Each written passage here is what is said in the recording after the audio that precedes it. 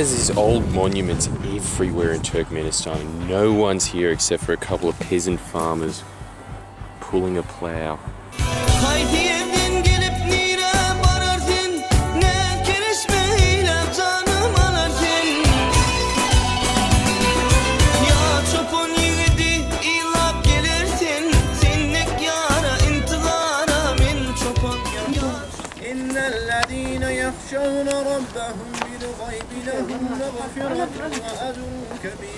Before it was 62 meters tall, now it's 59.9 meters. Yeah, a little bit crashed by the times.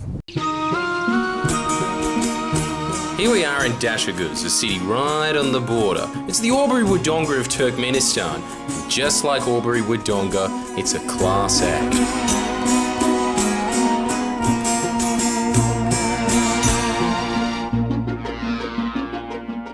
And again, we're in another massive hotel, no other guests. I'm starting to think that Turkmenistan might be a little strange. Day 7.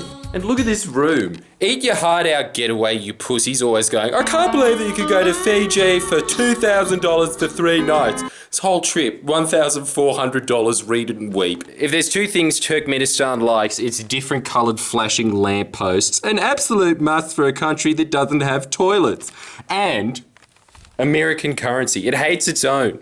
But after looking at it, we realised that Alex Jones must have a fit when he looks at his own $1 bill. 1776. No. 1776. No. And this is what Gorban Ghoulie says when he looks at his 1 Manat bill.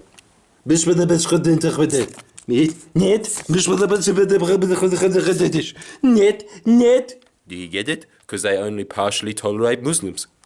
Next we're off to Turkmenbashi, a seaside city named after the one and only Turkmenbashi, the first president of Turkmenistan. Yeah, that's right. We only name electorates after our leaders. Imagine how alpha it'd be if Daniel Andrews just decided one day, I am renaming Geelong Andrews. I mean, Dad, now that you've got the moniker of a dictator, go the whole hog. This is a Russian market, you're not allowed to film inside, but just realise we've been getting ripped off this whole time. $10 per person for dinner, outrageous. We just had lunch for $1 between 2 people. It's so Soviet. It's like this place is time-lapsed in 1991, but then you see... And who could forget...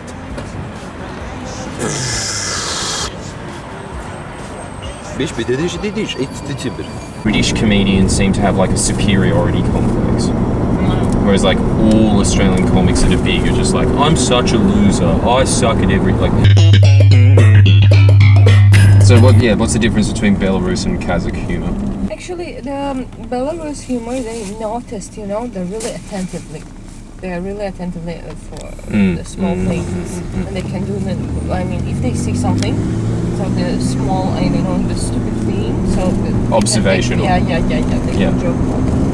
Kazakh humor, more like half sarcastic. Now we're on our way to Yangakala Canyons, i.e. another epic place that looks like a sci-fi set. Maybe living in the post-apocalypse wouldn't be that bad after all.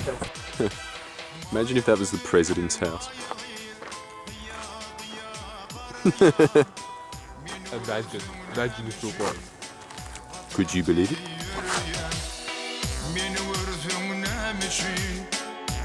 Small cats. Oh. Ooh. He's roaring. So threatening, but so little. You know what would be incredible? What? If there was a world champion Turkmen surfer. Oh, wow. Are they waves in the It's like the Jamaican bobsled team.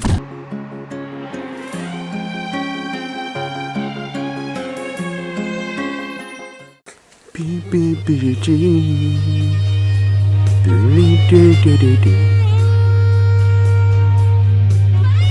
at that. What an ad for Toyota. Did the guy who fell off break bones? Yeah. Is he paraplegic? No. I don't know how he lived. Actually, it was at night. He just didn't see the end of the land. Sick of people falling off here. Yeah, I don't know if I'll be crossing that. Don't cross that. This is opposite Blue Mountains, isn't it? What? Is there any trees at all here? It's all shrub. Don't you think if a Spanish 14-year-old was making this film, they'd put over the top that song, I come to dance, dance, dance, dance, and all the clothes, all of my favorite brands. Oh, buy this shirt! Limited edition Turkmenistan shirt to mark the end of an era. Sorry, yours will not be soaked in rain. That's a guarantee from Friendly Geordies. I like how on this trip you go from the most lavish hotels on earth to pissing in a hole the next day.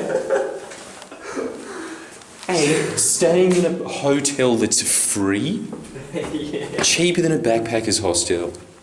All these carpets that you need permission for to take out of the country just lying around in this hippie commune.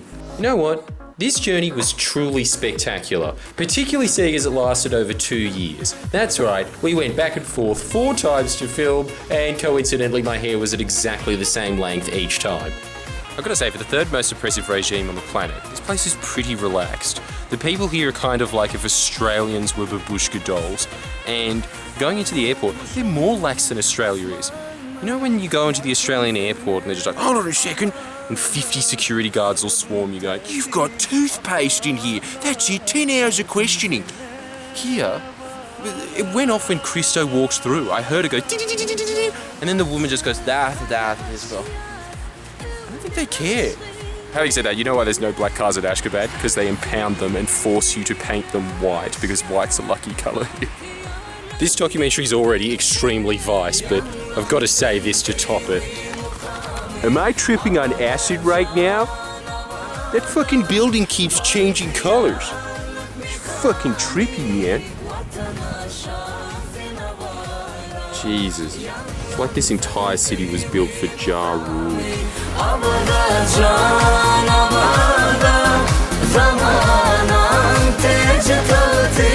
Isn't it incredible that we're in one of the most beautiful cities on earth and we're the only tourists here? We haven't seen a single one. This is our 9th day. I thought that was some ancient king, but it's the current president. The reality of his equestrian skills aren't as flattering. But I suppose it's like Jebediah Springfield, a noble spirit embiggens the smallest man. How much better is that than a Telstra booth? It's a Doctor Who machine. Point is, Turkmenistan is the most interesting country I've ever visited, and I've been to Canada. I have some travel advice for you. Ironic tourism is mad. So much better than going to Amsterdam to smoke weed when that's what you do in Australia anyway. No, go to a country where everyone over the age of 50 is a cleaning lady for a specific tile. That's my advice anyway. You want more? Oi, what are you watching? What are you watching?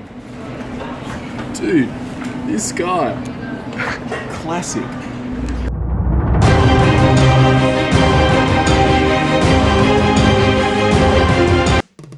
Please share and comment below. Comment.